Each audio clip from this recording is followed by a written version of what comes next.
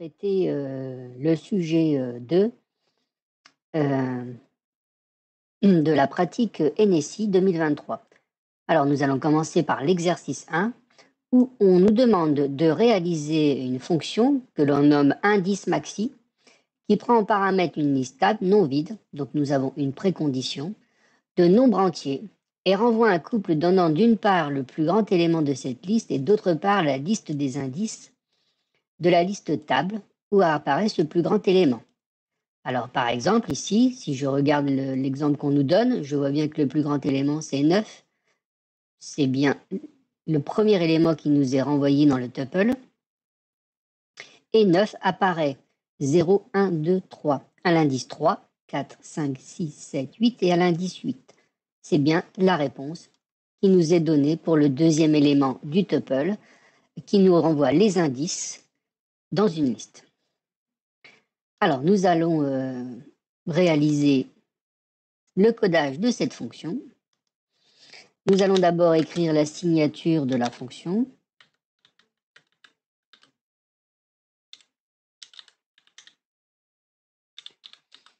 Donc, le paramètre est de type liste et la fonction renvoie un tuple.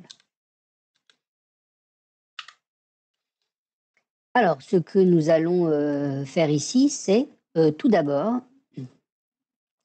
initialiser une variable qui se mettra à jour et qui référencera l'élément le plus grand de la liste. Nous allons l'appeler maximum. Et puis, je décide tout simplement au départ de considérer que le premier élément de la liste est l'élément le plus grand. Je fais ce choix car je décide de n'avoir réalisé aucun traitement et de prendre le premier élément de la liste.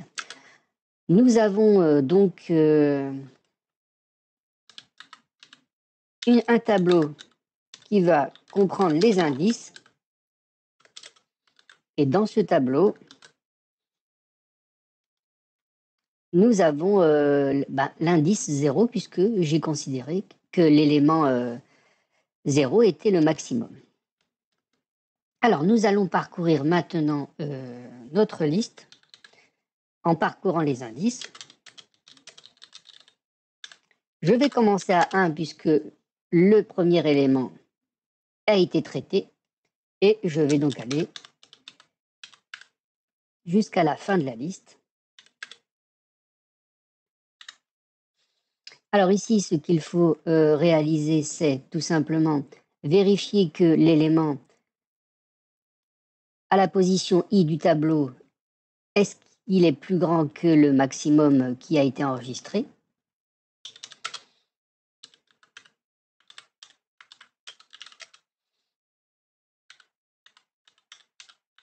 Et si c'est le cas, bien entendu, nous allons mettre ce maximum à jour.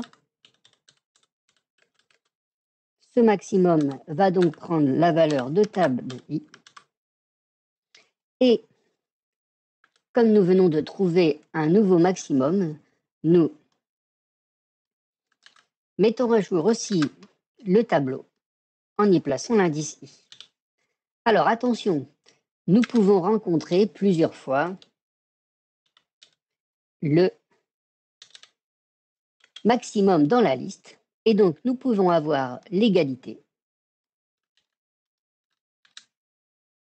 Donc nous allons contrôler si nous rencontrons à nouveau le maximum. Si c'est le cas, cette fois-ci, nous allons mettre à jour le tableau d'indices en y ajoutant le nouvel indice. C'est-à-dire que nous allons utiliser la méthode append de l'objet liste et nous allons y ajouter tout simplement l'indice I. Ensuite, nous n'oublions pas de renvoyer le tuple demandé, c'est-à-dire le maximum, suivi de la liste des indices où se positionne le maximum dans notre liste table passée en paramètres. Nous exécutons ce code nous allons réaliser les exemples.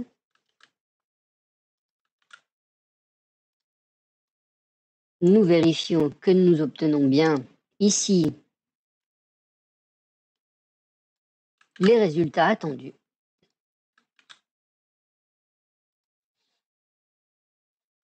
Ce qui est bien le cas. Alors, nous pouvons aussi traiter les préconditions. La première précondition est que le tableau ne soit pas vide.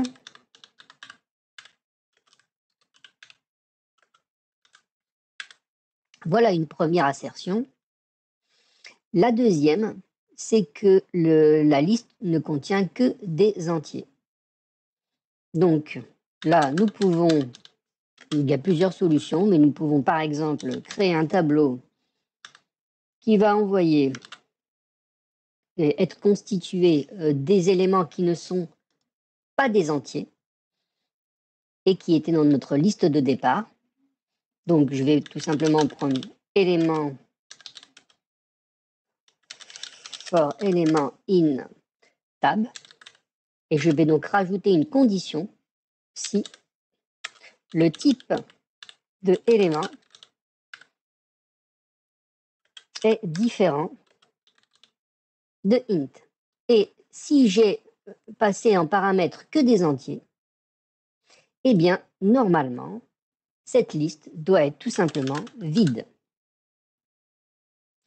Alors, nous pouvons, si nous le voulons, passer des commentaires. Alors, vous voyez, si j'atteins ici la limite des caractères visibles, c'est-à-dire qui sont agréables à lire, je peux utiliser ce caractère pour pouvoir écrire la suite de mon assertion. Et ici, je dois tout simplement signifier les éléments doivent être de type entier. Je pourrais faire de même ici en passant le message. Le tableau ne doit pas être vide.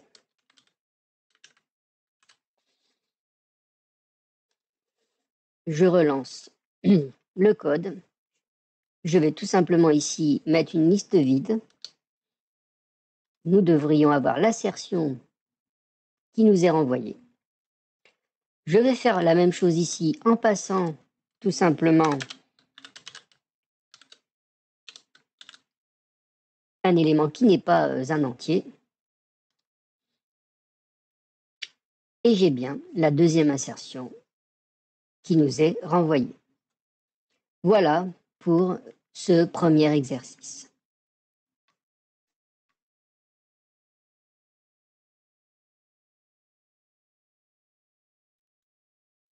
Alors, nous allons traiter l'exercice 2 du sujet 2 de l'épreuve pratique de NSI 2023. Dans cet exercice, nous allons utiliser les listes comme des piles. Alors, on nous rappelle que pour faire une copie d'une liste, il suffit d'utiliser la fonction liste, que pour ajouter un élément au sommet d'une pile, on utilise la méthode append de l'objet liste, que pour enlever un élément qui se trouve au sommet de la pile, donc dépiler, on utilise la méthode pop de l'objet liste.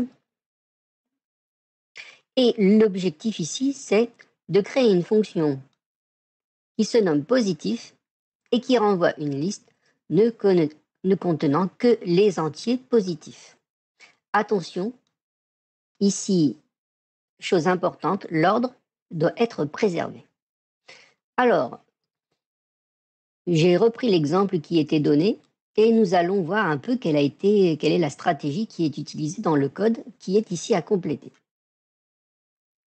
Si je regarde ici la pile de départ, donc vous voyez, si je regarde ici pile 1, je vais créer une copie de cette pile. Ensuite, eh bien, je vais tout simplement dépiler cette pile et n'envoyer que dans la pile 2 les éléments qui sont positifs. Alors, par exemple, si je dépile 8, je ne l'envoie pas dans la pile 2, car il est négatif. Si je dépile 9,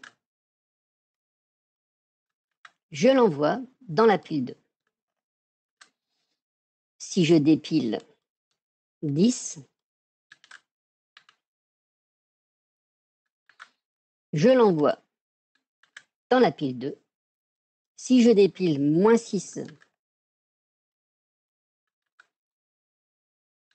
je ne l'envoie pas dans la pile 2 car il est négatif. Si je dépile 4, je l'envoie dans la pile car il est positif. Je continue ainsi le processus.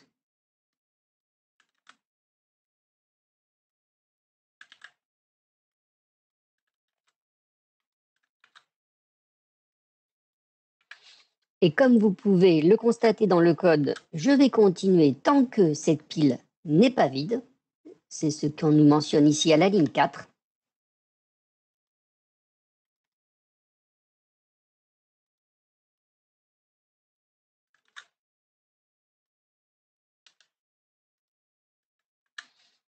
Voilà. Et pour ce dernier élément, eh bien, la pile 1 sera vide. Après traitement de cet élément, je stoppe. Alors, ce qu'on peut constater ici, c'est que tout simplement, les éléments qui ont été envoyés dans la pile 2 sont bien les entiers, sont bien les nombres positifs, les entiers positifs, mais comme vous pouvez le constater, l'ordre a été inversé. Donc, si nous regardons ce qui se passe à partir de la ligne 8 jusqu'à la ligne 10, en fait, nous allons renvoyer les éléments dans la pile 1 en dépilant la pile 2 pour rétablir l'ordre initial qui existait sur ces nombres positifs dans la liste.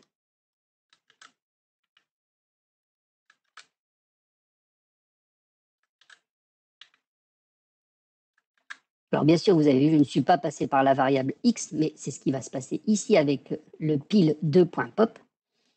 Je vais le réaliser correctement pour le dernier élément. Et je l'envoie dans la pile.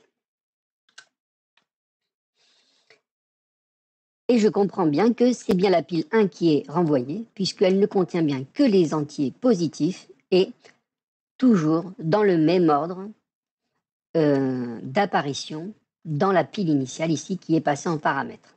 Alors maintenant, si je m'intéresse au code, eh bien, qu'est-ce que je vais faire ici tout simplement? Vous avez compris, je vais faire une copie de la liste, de la pile, donc de la liste, en utilisant les recommandations qui nous a été données dans l'énoncé. Vous voyez ici, je fais une copie. La liste de, au départ, donc la pile de est vide, et je fais donc une liste vide. Ici, eh bien, je vais tout simplement dépiler la pile 1. Donc, dépiler la pile 1, si je regarde comment je dépile, eh bien, je fais un point pop, comme rappelé dans l'énoncé. Si x, donc la valeur dépilée, est plus grande que 0, je l'empile dans la deuxième pile, la pile 2. Et ensuite, tant que la pile 2 n'est pas vide, je vais dépiler les éléments et les envoyer tout simplement dans la pile 1.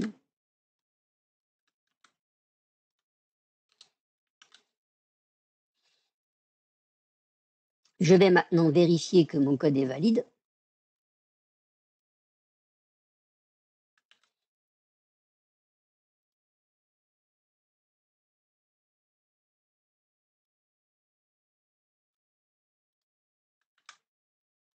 Je teste. Je vois bien que j'ai obtenu le résultat attendu. Je vais faire de même avec le deuxième exemple.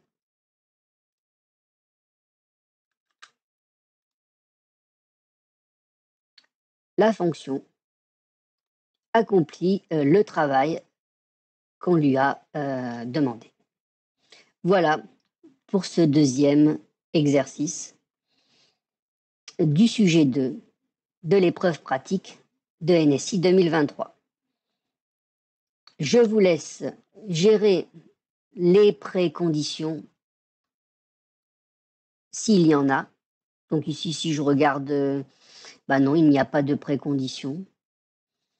On ne nous demande pas que la pile soit vide.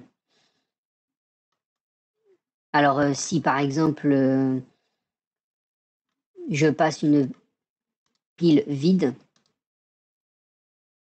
on pourrait se poser la question de quelle va être la réponse du programme. Eh bien sûr, une liste vide. On se retrouve dans une prochaine vidéo pour traiter le prochain sujet de pratique. À bientôt!